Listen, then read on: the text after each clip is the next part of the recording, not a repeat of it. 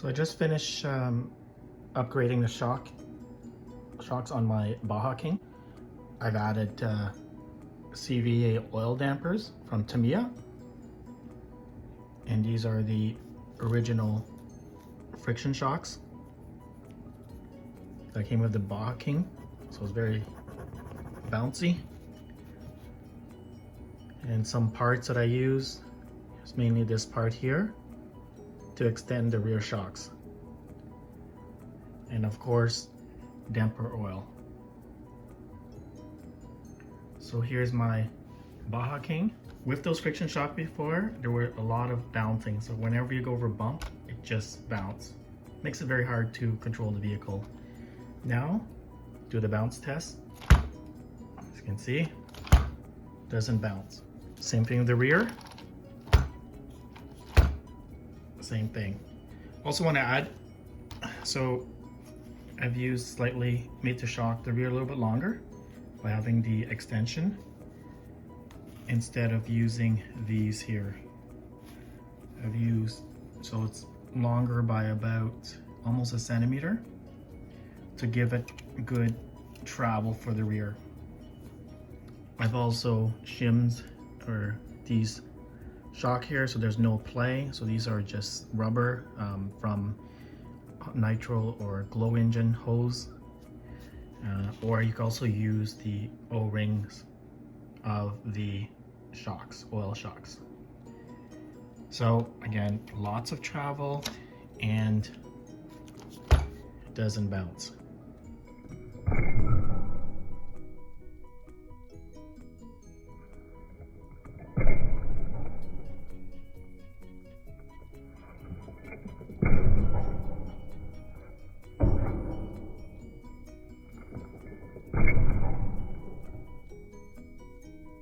So I took it apart,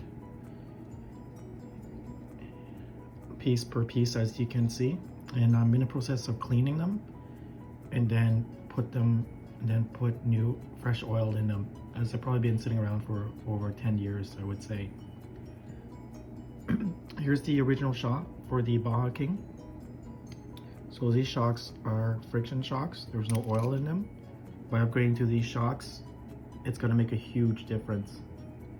So just like cleaning mainly the O-rings, clean inside shock body, cleaning this piston, and I use a little bit of marine grease here to put around, just a little bit around the O-rings and around the this end here, just to ensure that it doesn't leak. Not that these shocks leak, but just as a preventive measure. So I forgot to mention, so I took these shocks out here of an old touring chassis or rally chassis, TB01, that I had for a while. However, I'm not using that chassis and it's missing some components. The shocks are still really good. As it is a sedan chassis, the shocks is a little bit shorter. So this piece here was put in this shaft here, so it limits the up and down travel, so essentially shorten the shock.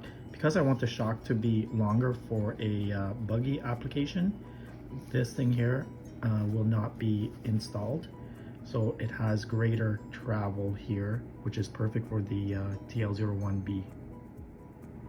So here a comparison of the new CVA shock and the original friction shock.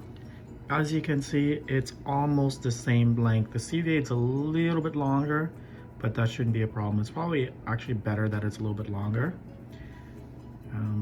Also, I've used a spacer here because there was a little bit of play for the spring.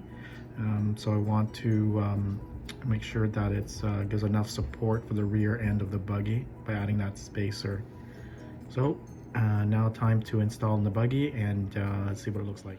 Now I am keeping these, probably using for other applications, but probably not in a short term because they're friction shock, maybe for temporary use, I don't know, but they're very bouncy. And so these shocks, these extra here, I have some extra from Tamiya TRF that are kicking around. And I find these here are useful if you want to extend the shock. So I always have spare parts.